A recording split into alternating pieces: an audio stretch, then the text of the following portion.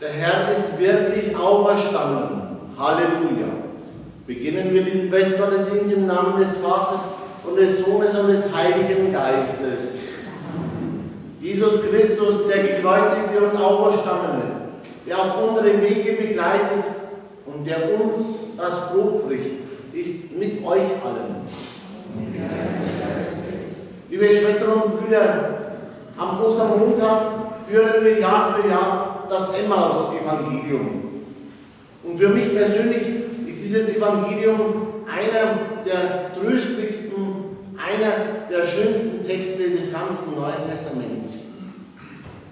Emmaus, das ist der Ort, der Zufluchtsort, der Ort, an den die Jünger hin möchten, nachdem alles Schlimme passiert ist. Das, was sie nie hätten erwarten wollen, das, was sie nie hätten wollen. Ihr großer Meister, ihr Freund wurde gekreuzigt. Alle Hoffnungen mussten sie mit dem Tod am Kreuz zu Grabe tragen. Da bleibt nur noch die Flucht.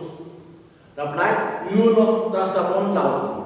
Einfach nur weg. Ist es nicht auch in unserem Leben oft so? Da bleibt doch nur noch das Davonlaufen. Einfach nur weg. Alles hinter sich lassen. Einen Neuanfang wagen. Es hat ja sowieso keinen Sinn. Aber wie aus dem Nichts ergibt sich eine neue Lösung. Wie aus dem Nichts ist jemand da, der einen neuen Weg zeigt. Genau das erfahren auch die beiden Emmaus-Jünger. Der Unbekannte, der mit ihnen auf dem Weg ist, der sie dann, als sie endlich in Emmaus ankommen, verlässt, nachdem er ihnen das Brot gebrochen hat. Er zeigt ihnen nicht nur einen neuen Weg, den Weg zurück, sondern er zeigt sich als der, den sie eigentlich unbedingt brauchen. Jesus Christus. Er, der gekreuzigte und auferstandene, möchte auch uns jetzt in dieser Stunde unser ganzes Leben begleiten. Er möchte auch uns jetzt in dieser Stunde das Brot brechen und es immer wieder tun, um uns zu stärken für unseren Weg. Er ist da an unserer Seite. Rufen wir zu ihm. Herr Jesus Christus, du hast die beiden Jünger nach Emmaus begleitet. Herr, erbarme dich unser. Herr Jesus Christus, du hast ihnen das Brot gebrochen und dich ihnen dabei zu erkennen gegeben. Christus, erbarme dich unser. Herr Jesus Christus, du begleitest auch uns und bringst uns immer wieder neu das Brot. Herr, erbarme dich unser. Liebe Schwestern und Brüder, Gott lässt uns nicht allein, auch nicht in den dunkelsten, auch nicht in den schwersten Stunden unseres Lebens. Er ist an unserer Seite. Singen wir ihm dafür im Gloria dankbaren Herzen Lob und Preis.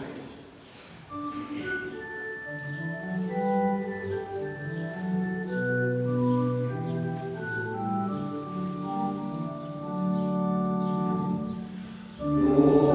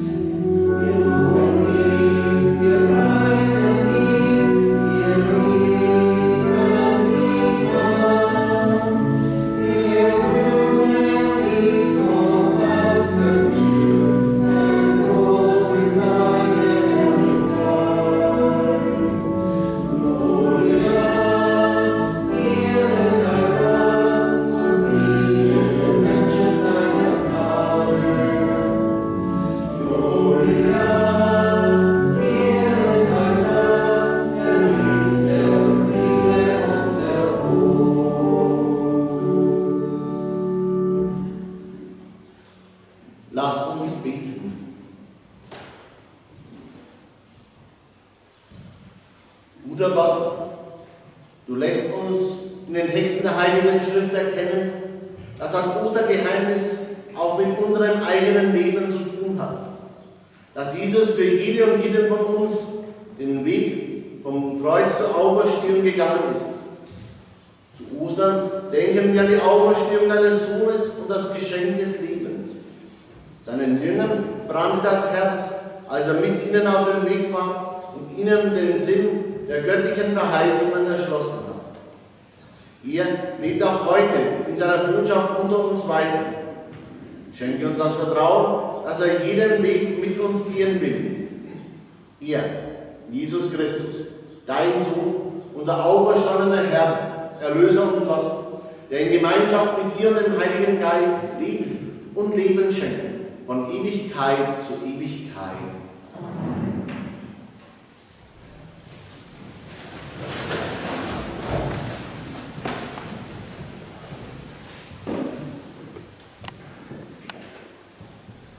Lesung aus der Apostelgeschichte.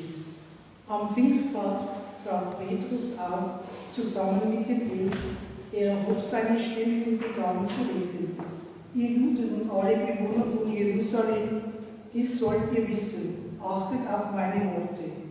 Jesus, den Nazaräer, den Gott für euch beglaubigt hat, durch machtvolle Taten, Wunder und Zeichen, die er durch ihn in eure Mitte getan hat, wie ihr selbst wisst, ihn, der nach Gottes beschlossenen Willen und Vorauswissen hingegeben wurde, habt ihr durch die Hand von Gesetzlosen ans Kreuz geschlagen und umgebracht.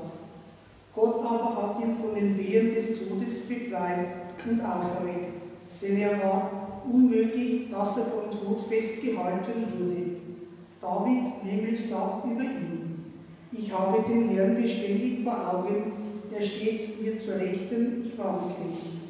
Darum freut sich mein Herz und frohlockt meine Zunge, und auch mein Leib wird in sicherer Hoffnung ruhen, denn du gibst mich nicht der Unterwelt preis, noch lässt du deinen Frommen die Verwesung schauen.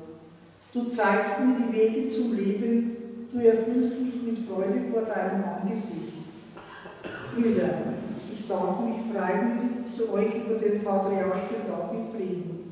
Er starb und wurde begraben, und sein Grabmal ist bei uns erhalten bis auf den heutigen Tag. Da er ein Prophet war und wusste, dass Gott ihm den Eid geschworen hatte, einer von seinen Nachkommen werde auf seinem Thron sitzen, sagte er vorausschauend über die Auferstehung des Christus. Er gibt ihm nicht der Unterwelt preis, und sein Leib schaut die Verwesung nicht. Diesen Jesus hat Gott auferweckt, dafür sind wir alle Zeugen.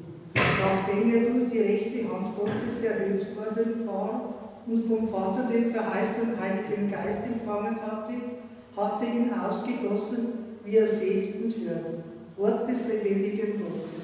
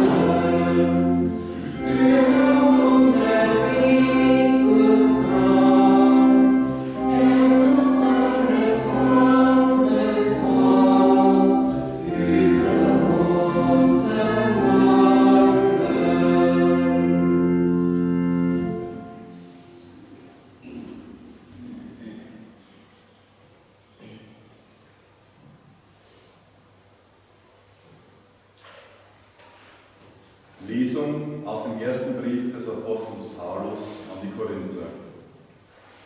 Ich erinnere euch, Schwestern und Brüder, an das Evangelium, das ich euch verkündet habe. Ihr habt es angenommen.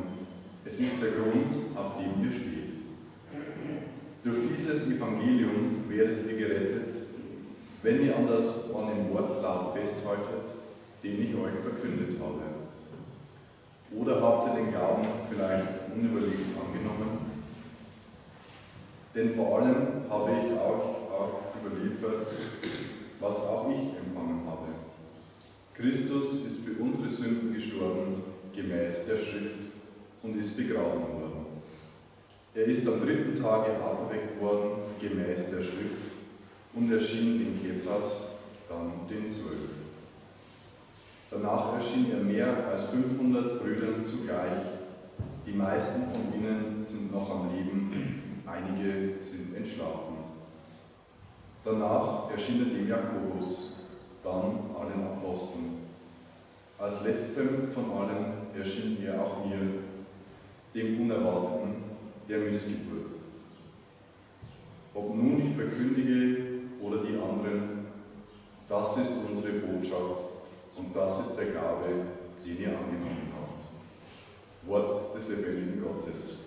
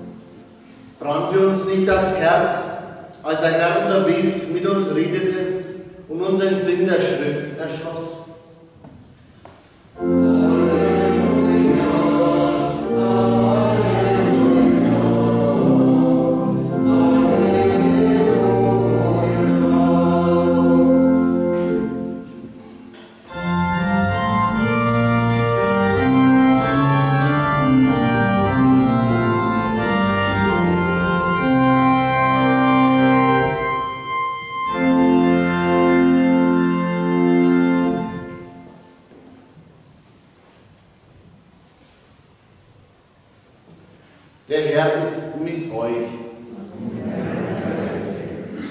Aus dem heiligen Evangelium nach Lukas.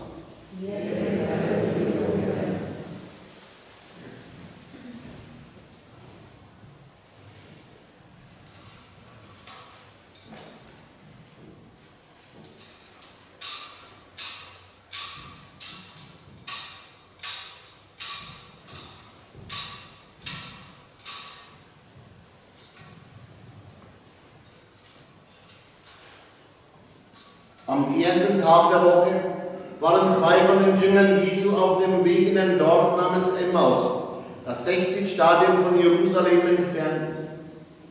Sie sprachen miteinander über all das, was sich ereignet hatte. Während sie redeten und ihre Gedanken austauschten, kam Jesus hinzu und ging mit ihnen.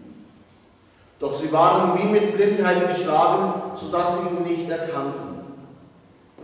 Er fragte sie, was sind das für Dinge, über die ihr auf eurem Weg miteinander redet? Da blieben sie traurig stehen und der eine von ihnen, er hieß Kleopas, antwortete ihm, bist du so fremd in Jerusalem, dass du als einziger nicht weißt, was in diesen Tagen dort geschehen ist? Er fragte sie, was denn? Sie antworteten ihm, das mit Jesus aus Nazareth. Er war ein Prophet, mächtig in Wort und Tat vor Gott und im ganzen Volk. Doch unsere hohen Priester und Führer haben ihn zum Tod verurteilen und ans Kreuz schlagen lassen. Wir aber hatten gehofft, dass er der sei, der Israel erlösen werde. Und dazu ist heute schon der 3. Tag, seitdem das alles geschehen ist. Aber nicht nur das, auch einige Frauen aus unserem Kreis haben uns in große Aufregung versetzt. Sie waren in der Frühe beim Grab, fanden aber seinen Leichnam nicht. Als sie zurückkamen, erzählten sie, es seien ihnen Engel erschienen und hätten gesagt, er lebe. Einige von uns gingen dann zum Grab und fanden alles so, wie die Frauen gesagt hatten. Ihn selbst aber sahen sie nicht. Da sagte er zu ihnen, begreift ihr denn nicht? Wie schwer fällt es euch, alles zu glauben, was die Propheten gesagt haben? Musste nicht der Messias all das erleiden, um so in seine Herrlichkeit zu gelangen? Und er legt ihnen dar, ausgehend von Mose und allen Propheten, was in der gesamten Schrift über ihn geschrieben steht. So erreichten sie das Dorf, zu dem sie unterwegs waren. Jesus tat, als wolle er weitergehen, aber sie drängten ihn und sagten, bleib doch bei uns, denn es wird bald Abend, der Tag hat sich schon geneigt. Da ging er mit hinein, um bei ihnen zu bleiben. Und als er mit ihnen bei Tisch war, nahm er das Brot, sprach den Lobpreis, brach das Brot und gab es ihnen. Da gingen ihnen die Augen auf und sie erkannten ihn. Dann sahen sie ihn nicht mehr. Und sie sagten zueinander, brannte uns nicht das Herz in der Brust, als er unterwegs mit uns redete und uns den Sinn der Schrift erschloss? Noch in derselben Stunde brachen sie auf und kehrten nach Jerusalem zurück. Und sie fanden die 11 und die anderen Jünger versammelt. Diese sagten, der Herr ist wirklich auferstanden und ist dem Simon erschienen. Da erzählten auch sie, was sie unterwegs erlebt und wie sie ihn erkannt hatten, als er das Brot brach.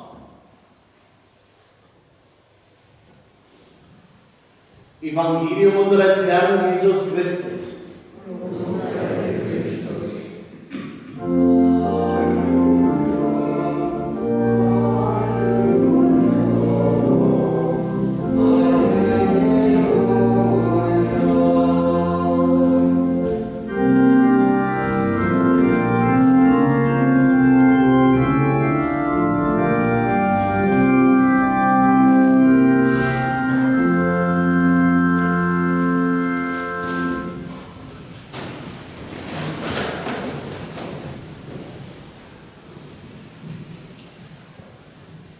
Liebe Schwestern und Brüder, ich möchte an diesem heutigen Ostermontag keine Predigt halten, aber ich möchte mit einer kurzen Meditation uns ein paar Gedanken für diesen zweiten Feiertag mit auf den Weg geben. Es ist doch so, immer wieder brechen wir auf, kommen trostlos zurück vom Friedhof einer begrabenen Hoffnung. Und jedes Mal haben wir ein Stück von uns selbst begraben und meinen, jetzt ist wirklich alles aus. Aber immer wieder gesellt sich auf diesem Weg unerwartet einer zu uns, geht ein Stück mit auf der Straße unseres Lebens, sagt nicht nur herzliches Beileid, sondern nimmt uns an der Hand, bringt uns zum Sprechen, taut uns langsam auf. Immer wieder trifft uns ein Wort, macht uns betroffen, lässt uns erfahren, ich ganz persönlich bin damit gemeint. Und wir ahnen im Rückblick den Sinn, den roten Faden der Führung in unserem Leben, weil da ein Fremder uns zu deuten versteht. Musste nicht der Messias all das erleiden? Kann es nicht sein, dass auch du immer wieder, wenn die Sonne sich senkt, geht uns ein Licht auf. Gespräche, Erinnerungen, spürbare Nähe. Wir fühlen uns trotz allem wohl und und geborgen. Das Leben ist doch wirklich schön, trotz allem. Eine Frau hat mir einmal bei einem Gespräch nach einem Selbstmordversuch dankbar gesagt: Jetzt habe ich erkannt, das Leben ist mehr wert. Das Leben ist wirklich schön, trotz allem. Dankbarkeit kann da in einem aufkeimen für alles Geschenkte und ein Anflug von Hoffnung auf morgen, von Hoffnung auf Zukunft. Immer wieder erfahren wir, in all dem liegt noch ein Mehr. Ein Mehr, das wir vielleicht nicht ausdrücken können. Vielleicht ist es tatsächlich auch für uns der Herr. Und vielleicht kommen auch wir dorthin an den Punkt, an dem die beiden Emmaus-Jünger waren. Vielleicht können auch wir sagen: Herr, bleibe bei uns und begleite uns durch unser Leben, auch wenn es Abend wird.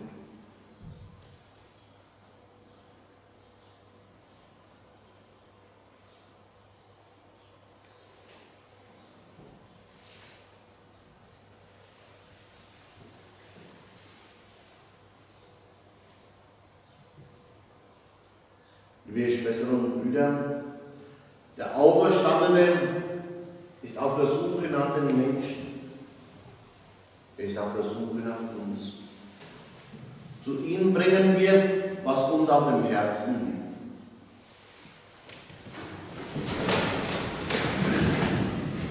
Zwei seiner Jünger sind unterwegs und unterhalten sich. Wir beten für alle Menschen, die sich auf den Weg machen, im Glauben, Hoffnung und Liebe. Lass sie Schritt für Schritt vorankommen. Auferstandener Herr, wir bitten dich.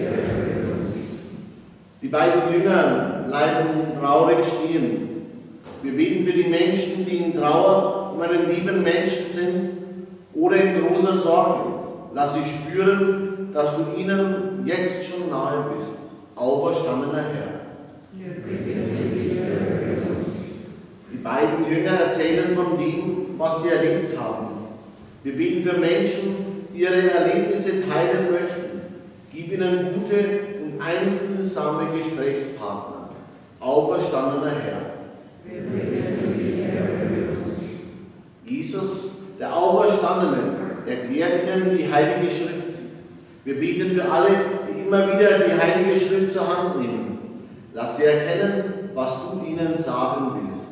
Auferstandener Herr. Jesus nimmt bei Tisch das Brot und bricht es. Wir beten für alle, die gerne die Gottesdienste mitfeiern und das Sakrament der Eucharistie hoch verehren.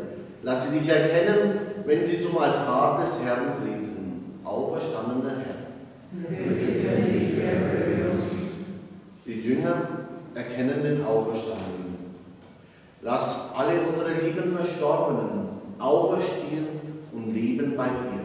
Auferstandener Herr. Noch in derselben Stunde brechen sie auf. Wir beten für die Christinnen und Christen weltweit. Gib ihnen den Mut, die frohe Botschaft in Wort und Tat zu verkünden. Auferstandener Herr. In einem Augenblick der Stille beten wir auch in unseren ganz persönlichen Anliegen. In den Anliegen aller Mitglieder unserer freien Gemeinschaft, in den Anliegen aller Menschen guten Willens.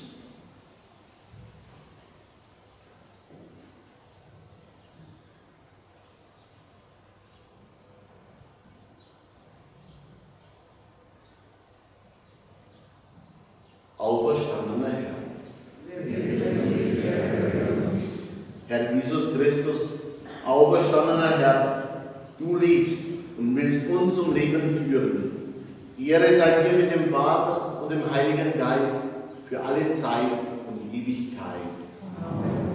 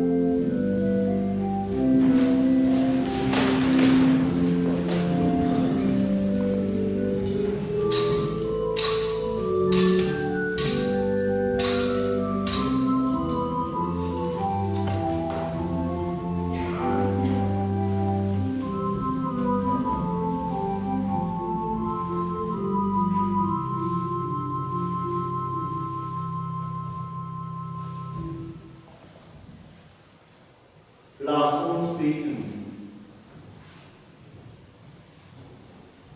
Guter Gott, dein Sohn Jesus Christus stand den Emmaus-Jüngern in ihrer Trauer zur Seite.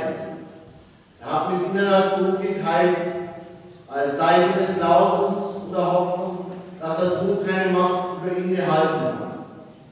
So wie die Emmaus-Jünger in jedem Mal seine Nähe erfahren durften und du sie aus dem Dunkel ins Licht geführt hast, so lass auch uns nun das Geheimnis unseres Glaubens feiern und aus diesem Mal Kraft und Hoffnung schöpfen für unseren Lebensweg. Darum bitten wir dich durch ihn, Jesus Christus, der für uns gestorben und auferstanden ist, unser Herr, bis in alle Ewigkeit. Der Herr ist mit euch. Wo habt ihr euer Herz? Lasst uns danken dem Herrn, unserem Gott.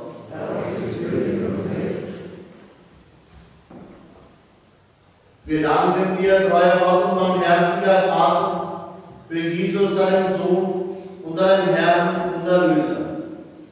Er hat ein Herz für die Armen und die Kranken, die Ausgestoßenen und die Sünder, den Bedrängten und den Verzweifelten war er ein Bruder. Sein Leben und seine Botschaft ehren uns, dass du für deine Kinder sorgst, wie ein guter Vater und eine liebende Mutter. Darum rühmen wir deine Güte und Treue und singen mit allen Engeln und Heiligen das Lob deiner Herrlichkeit.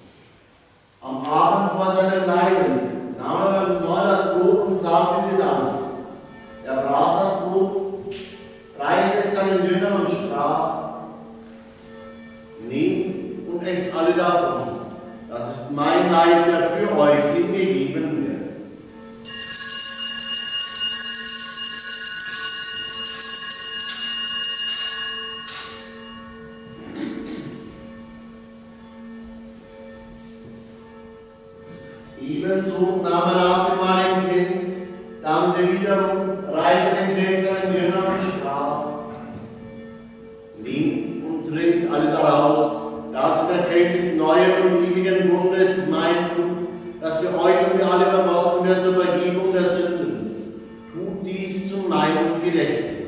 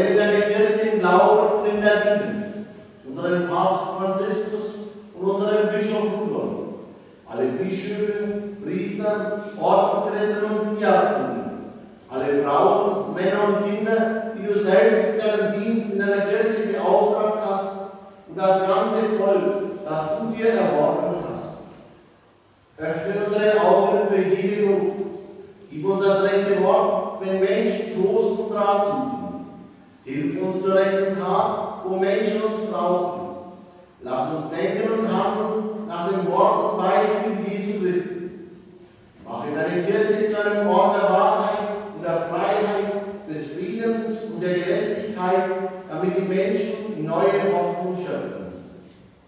Vater, erbarme dich unserer Schwestern und Brüder, die im Frieden Christi heimgegangen sind, und aller Verstorbenen, deren Glauben du allein kennst.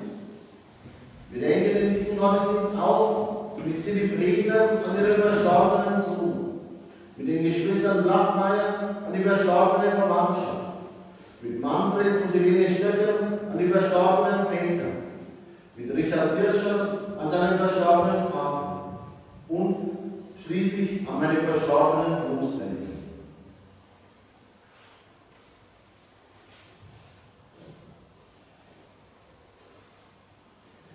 Lass diese und alle Verstorbenen dein Angesicht schauen und schenke ihnen das Leben in Fülle.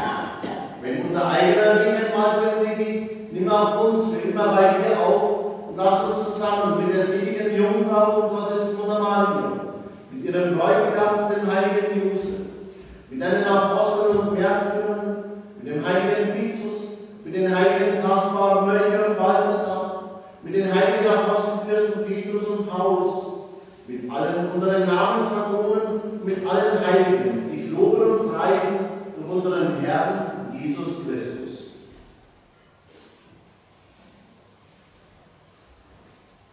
Denn durch ihn und mit ihm und in ihm ist dir über dein mächtiger Vater in der Einheit des Heiligen Geistes alle Herrlichkeit und Ehre jetzt und in Ewigkeit.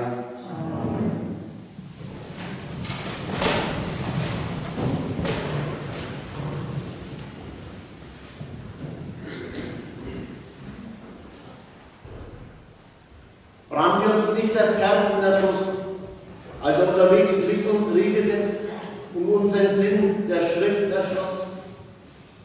Liebe Schwestern und Brüder, ihr, Jesus Christus, wurde begraben, genauso wie jeder andere Mensch. Aber er ist nicht im Tod geblieben. Gott, sein und unser Vater, hat sich stärker erwiesen, sogar als der Tod. Gott nimmt uns nichts ab, aber er hilft uns, auch das Schwerste zu tragen. Beten wir voll Vertrauen zu ihm, wie Jesus es uns gelehrt und aufgetragen hat. Vater unser im Himmel, geheiligt werde dein Name, dein Reich komme, dein Wille geschehe, wie im Himmel, so auf Erden. Unser tägliches Brot gib uns heute und vergib uns unsere Schuld, wie auch wir vergeben unseren Schuldigern. Und führe uns nicht in Versuchung, sondern erlöse uns von dem Bösen. Denn dein ist das Reich und die Kraft und die Herrlichkeit in Ewigkeit. Amen. Der Friede des Auferstandenen ist alle Zeit mit euch.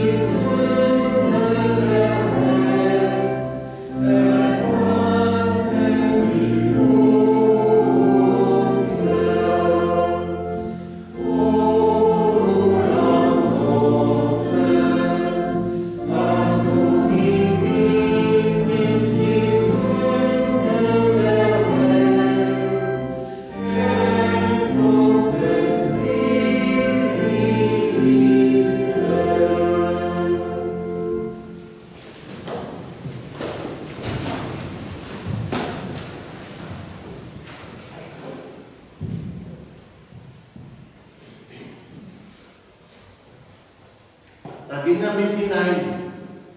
Als sie bei Tisch waren, nahm er das Buch, sprach den Lobpreis, brach das Buch und gab es ihnen. Da gingen ihnen die Augen auf und sie erkannten ihn. Liebe Schwestern und Brüder, auch in unserer Mitte ist nun der Auferstandene. Auch wir dürfen ihn erkennen. Schauen wir auf ihn und rufen wir: Herr, ich bin nicht würdig, dass du eingehst unter mein Dach, aber sprich nur ein Wort, so wird mein Segen gesund.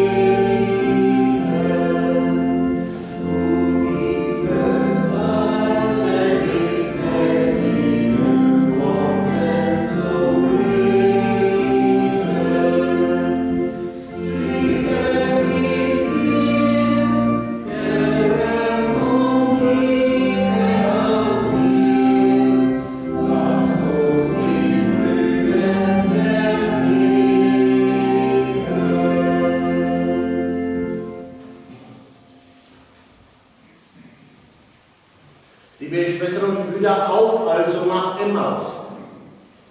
Emmaus ist immer dort, wo das Wort verkündet, wo das Brot gebrochen wird. Das muss nicht unbedingt Brot oder Nahrung sein.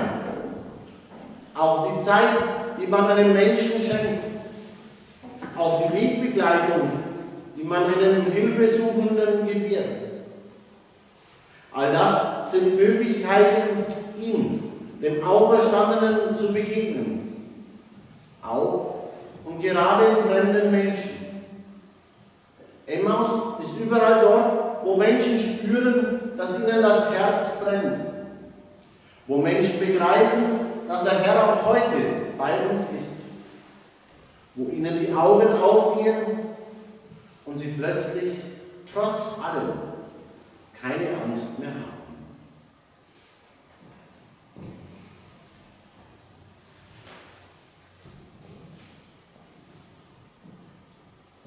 So lasst uns beten. Guter Gott, du hast uns beschenkt mit deinem Wort und mit dem Brot des Lebens. Dafür danken wir dir. Wir danken dir für Jesus, deinen Sohn, der uns auf unserem Weg durch das Leben begleitet. Er sei unsere Stärke, wenn wir dich, den Verborgenen, suchen. Er sei unsere Kraft, wenn wir auf seinen Spuren durchs Leben gehen. Darum bitten wir dich durch ihn, Jesus Christus, unseren Herrn. Amen. Liebe Schwestern und Brüder, ich wünsche euch und Ihnen allen noch einmal einen wunderschönen Osterfeiertag. Ich wünsche uns ein frohes und gesegnetes Osterfest. Ich wünsche uns die Gewissheit, dass der Auferstandene auch mit uns geht, uns den Sinn der Schrift erschließt und uns das Buch bricht. Immer wieder neu. Der Herr ist mit euch. Der gute Gott, der uns in seinem auferstandenen Sohn nahe ist, er segnet uns. Er schenke uns unseren ängstlichen Herzen Mut, unseren zweifelnden Herzen Glauben, unseren enttäuschten Herzen Hoffnung und unseren erstarrten Herzen neue Liebe.